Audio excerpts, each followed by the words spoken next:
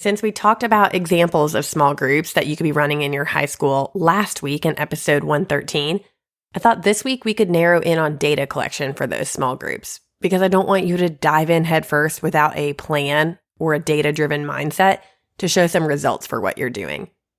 Data is extremely compelling and worth collecting for your small group endeavors. If your admin has been slow to let you run small groups or hesitant that they're valuable at all, data collection is what's going to change their minds. If you have a team of other high school counselors who don't want to change their ways and help you run small groups, maybe the data you collect will help to start shaping a new viewpoint for them, that it is indeed worth it to run these. If your teachers are hard-pressed to let you borrow their students for small groups from their precious educational time, and I'm not being sarcastic, I know that educational time is precious, but you have to convince them that your time with students for small groups is also valuable, we're going to talk strategies for that as well. Collecting the data is part one, and sharing the data out is part two to making all of this successful. If you need some ideas before we get started on where you could even look for general data in your school, I want you to download a freebie that I'll link in the show notes with 49 places to find data that's already there in your school. You just need to uncover it and use it. This is not small group counseling specific, but I think if you're dabbling in data and it feels kind of scary, this could be a really good resource for you. Go to counselorclick.com/data guide to grab that high school counseling data collection ideas guide. Print it out and hang it somewhere in your office where you can reference it. It'll be really handy as you dream of stepping into the data guru role you were destined for. Now it's time to talk about using data to measure effectiveness in your small groups and then promoting that out to change people's perspectives of what you're up to as a high school counselor.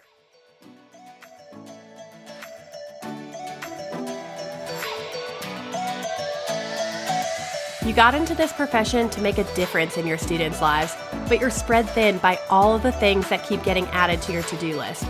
I can't create more hours in the day, but I can invite you into my Counselor Click where you'll finally catch your breath. Come with me as we unpack creative ideas and effective strategies that'll help you be the counselor who leaves a lifelong impact on your students. I'm Lauren Tingle, your high school counseling hype girl, here to help you energize your school counseling program and remind you of how much you love your job. So how do you collect data in a small group? There are a few different ways, and let's talk about it. First of all, I have a small group data spreadsheet in my TPT store that's a quick addition to any small group you're running, even one that you've created yourself. And this will help you grab that important information that you want to hang on to and then share out. It's an Excel spreadsheet that measures the individual and overall averages that students are evaluating themselves on, and then the percentage change from the beginning of the group until the end of the group. So even if you're not a numbers person, listen here. If you're not a mathematician or a statistician, I give you spots to put in the before and after rating scales from their pre and post test.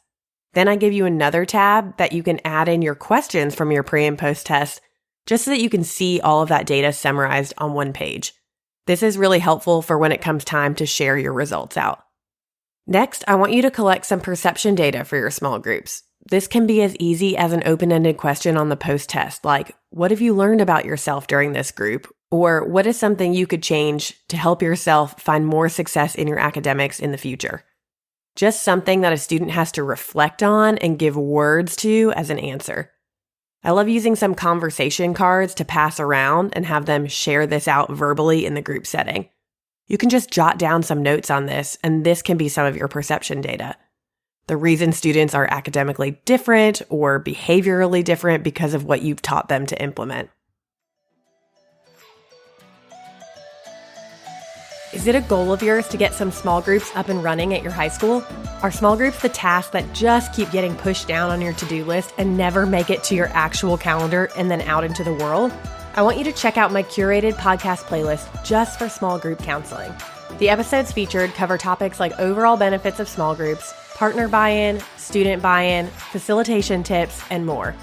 Head to counselorclick.com/small group playlist to put this playlist in your Spotify lineup and get inspired to run some small groups this year.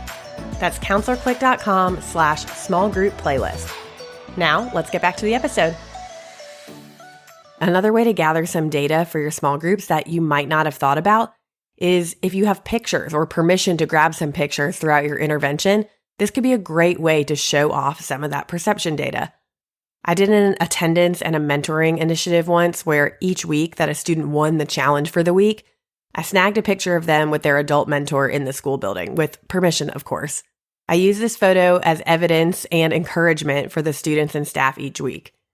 I'd send out an email with the winner for that week and a short little blurb. I also used those pictures at faculty meetings and school counseling advisory meetings, so I was really able to repurpose them. At faculty meetings, it really helped put faces to the program that was happening behind the scenes that maybe faculty and staff had forgotten about.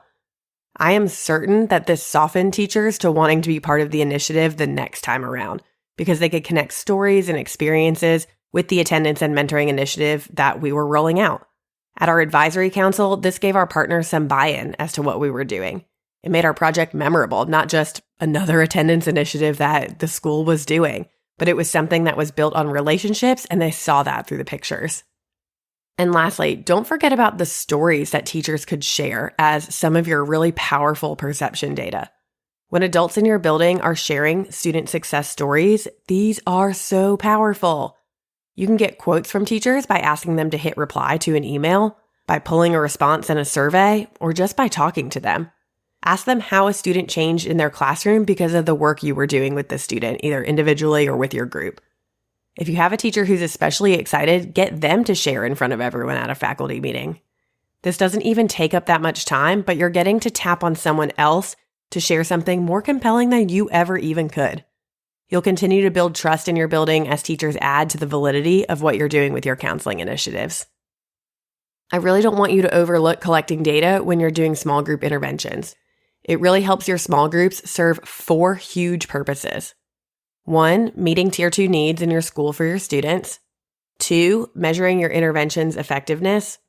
3, advocating for the work you're doing. And 4, adding some spice back into your counseling program if you feel like you're in a rut or you're not getting to work with students as much as you would like. There are really no reasons you should skip over data collection when you're running your small group counseling sessions. If you're looking for more places to incorporate data collection and data sharing that's not just related to small groups, I want you to head back and check out episode 42 of High School Counseling Conversations, where I talk about using data, but without getting to a place where you're overwhelmed or overthinking it. I think it'll be really helpful for you just to get to a place where data collection and data sharing feels approachable instead of overwhelming or just like it's one more thing you have to do as a high school counselor. Remember to grab that small group data spreadsheet if you're wanting to pair something really quick and easy with the small groups you're already running or starting to run. I'll see you next week for a fun guest episode that I think you're really gonna love. Bye for now. Thanks for listening to today's episode of High School Counseling Conversations. All the links I talked about today can be found in the show notes and also at counselorclick.com/podcast. Be sure to hit follow wherever you listen to your podcast so that you never miss a new episode. Connect with me over on Instagram. Feel free to send me a DM at counselorclick. That's CLIQUE. I'll see you next week.